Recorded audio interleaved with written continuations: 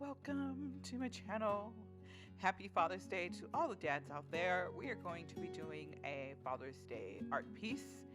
It is going to be a forest scene. I don't know why that means Father's Day, but it seems to. If you Google Father's Day art, a lot of forest comes up.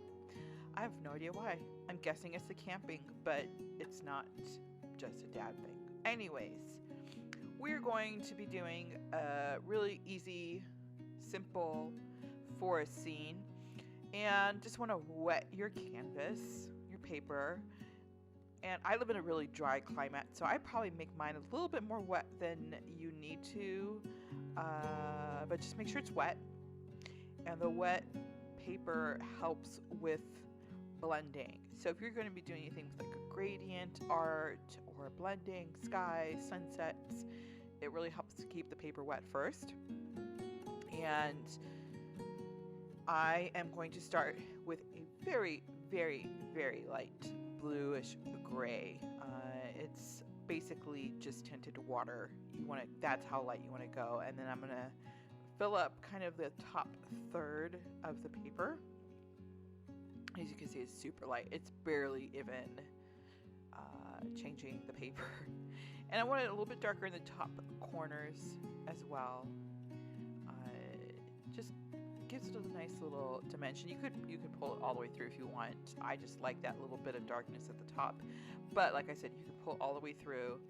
And I bring it down just a little bit because we're going to put a mountain scene. We're going to be layering today, so it's going to be just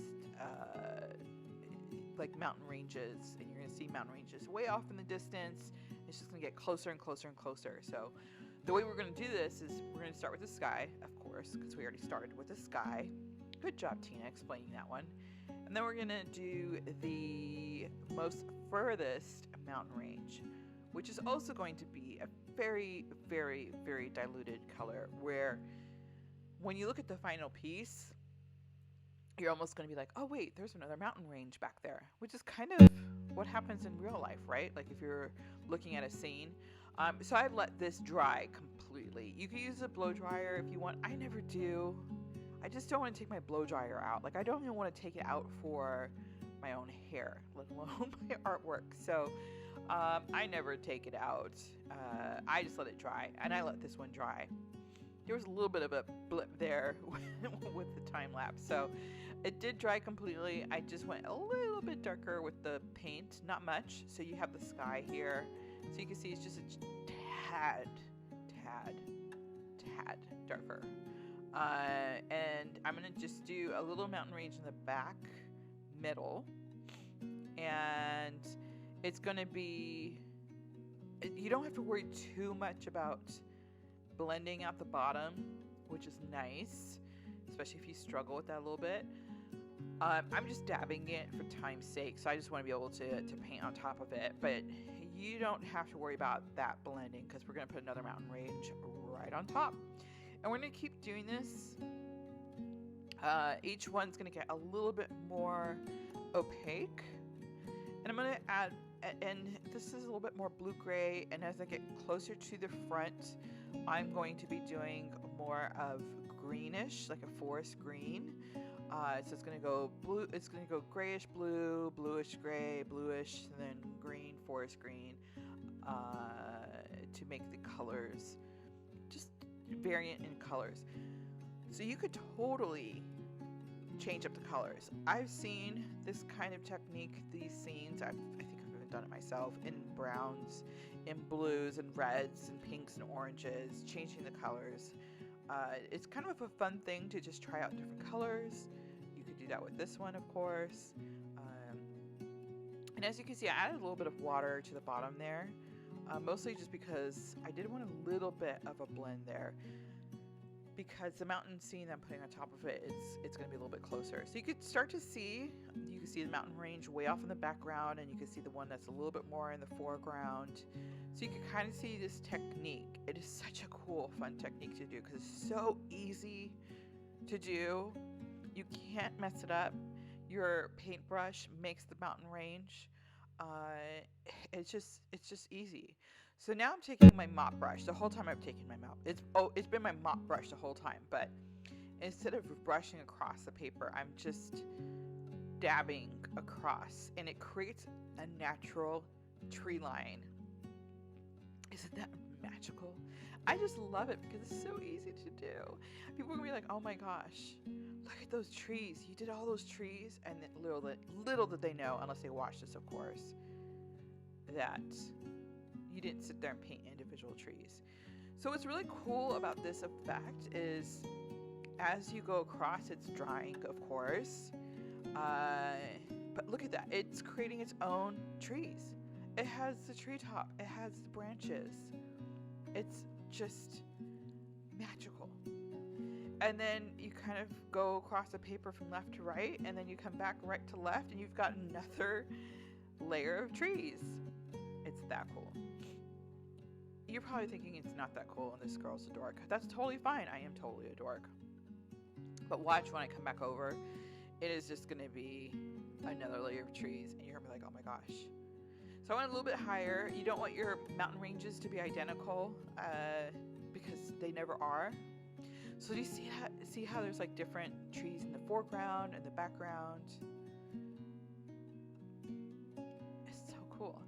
And the fadedness of the bottom of those trees creates a foggy kind of look, which I love. So you just kind of have this like foggy, foresty. I live in the desert, so this is just magical to me. I don't get to see forest and fog too much. If you live out in this kind of environment, you're probably sick of it. Or who knows, maybe you do appreciate it every single day. I love the desert. I love how beautiful and unique the Phoenix desert is. But I love the forest too. And, you know, I think that's why people go camping. We go camping to escape, to get the quiet and the trees and the nature, and just have that quiet moment. So I'm doing a little bit more of a bluish green here. I'm going back into mountain range mode. I will add some trees later, but I just wanted to put another mountain range here. You could do more trees. You could do no trees. This is your scene. You're basically making your own landscape here. And my dad is no longer with us. He passed away in 2018, and he was really, really like my best friend, hero, best friend. I actually loved to go camping with him. We traveled a lot together, and he had a really dry sense of humor. And a lot of people never knew when he was joking or not, which is pretty funny. It's pretty funny. But it also led to some pretty embarrassing moments. And of course, now, you know, I miss it. I look back and miss that. At the time, especially growing up, like even when I was in my 20s and 30s, he died when I was my late 30s. So even in my 20s and 30s, I appreciated it. But when you're a teenager, you don't really appreciate that sense of humor. So he definitely had some moments where I was embarrassed, and I think he knew it embarrassed me, so he did it more, which I get because I'm a parent now. I see my husband doing that to our kids and just purposely embarrassing them. Is that a dad thing? And then I'm always like, come on, Larry, because it makes my son upset. But I think that's just a natural dynamic in parenting. But one time we were at this conference, and I was speaking. I was a speaker. I'm a public speaker. So I was a speaker at this conference, and he always used to love to go because he loved to support me, and he was very proud and just helped lift me up. So I did this speaking event, and of course, you know, I was very excited, and I was professional, and I had a suit on. It was just and I think I was in my early 20s. So I just was like, oh my gosh, you know, had this image that I want people to see me as. Of course, that's all gone now. I don't care if people see me that way or not. But afterwards, we were all gathered around. There's probably about half a dozen of us, just colleagues and friends and stuff. And People knew how much I loved my dad, and people knew how close we were. And him and I went together so many places. So people knew my dad. His name is Bill. And if you've got kids around, cover their ears for this next part. So we were all gathered around, all in our suits, all professional, really high-end event. And one of my colleagues goes up to my dad and says, "Hey, Bill, how's it going? How are you doing?" And he just deadpan looked at her and said, "Horny." Just, I must have turned 100 shades of beet red, because I cannot believe you just said that. I was so mad at him. He didn't care. I was so mad. He just said horny. And it was funny because in that moment I was so mortified and so upset, but it's like one of my favorite memories now. Isn't that funny how that works? It was really, really embarrassing. He obviously meant well. I mean, I think he would never purposely embarrass me in a way that hurt me. It was just who he was. So, and he would have loved this scene. I mean, we love to travel together, and he just would have loved this. So this is, as you can see, there's a little bit of the blue grays. I'm adding a little bit more of the greens here and just blending it out a little bit. It's, the paint is a little splotchy, but I'm okay with that because it's a little organic. If there's any kind of specific lines that don't look natural, I went over it with a paint just to kind of blend it a little bit more. And it looks more of like a rocky, rugged edge, which is what I'm going for. And then I'm going to go through, I'm going to add some more trees, but not as much as I did in the background where it's just all trees. I'm just adding a few here and there. And you can kind of look at it if you have any rock formations that you don't love, cover it up with a tree.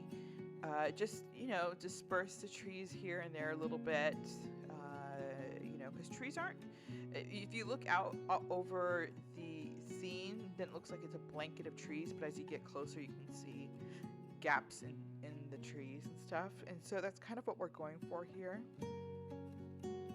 And I originally taped this off, so you have the painter's tape, and it kind of gives this Polaroid effect with the painting when I lift off the tape.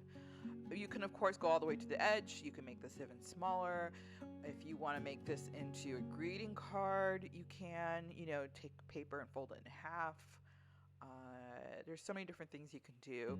I just did it this way, and I think it just looks really cool. So to do the trees, you just draw a line. You kind of just zigzag across, obviously smaller on top, and then it gets a little bit bigger at the bottom. And it's such an easy way to do a tree. It's great because it's kind of far enough in the background where you don't need it to be exact.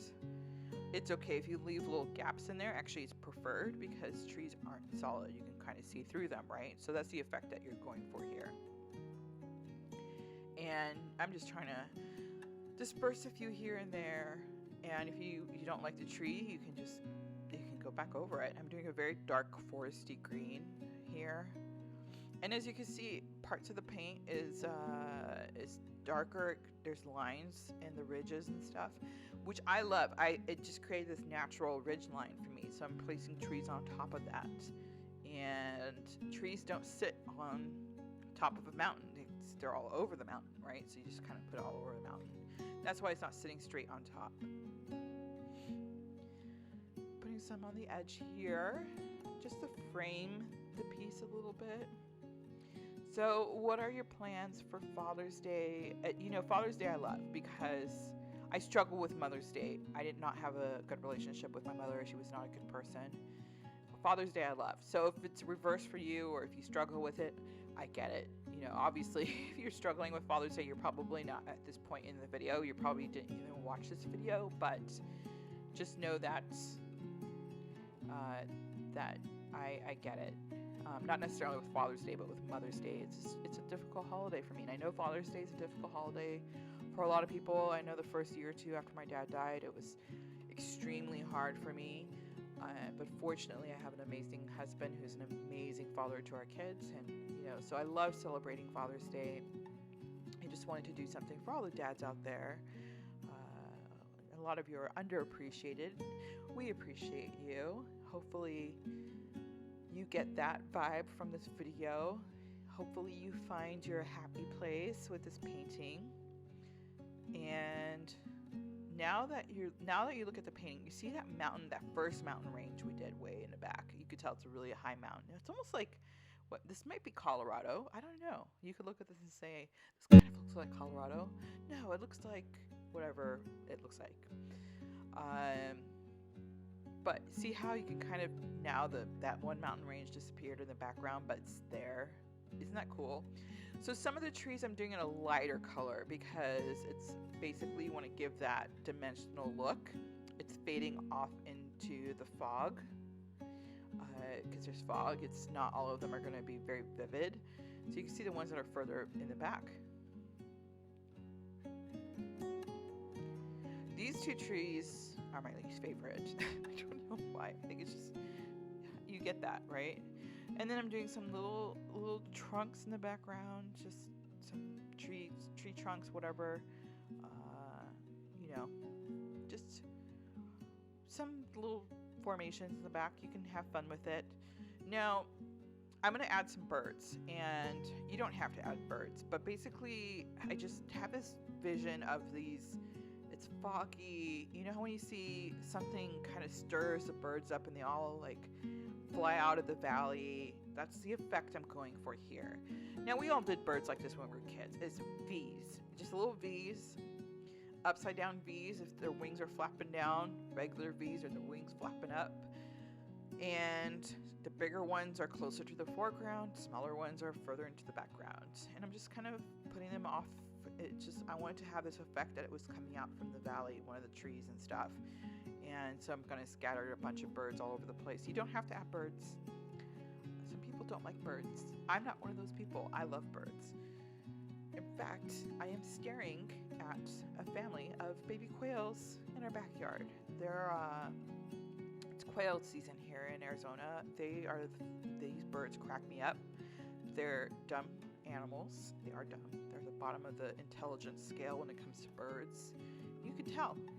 They're just these short, chubby, little floofy birds. And they're little babies. The ones that are in our backyard, they had their babies in our backyard. They're brand spanking new.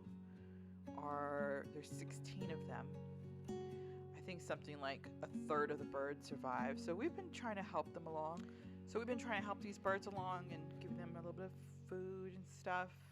You know, you're not supposed to mess with nature, but I just wanted to help them. So here's your happy Father's Day painting. Hope you love it, and tag me if you gave this one a try. Would love to see your completed piece, and let me know what the dad in your life thought about your pretty landscape here. Happy Father's Day.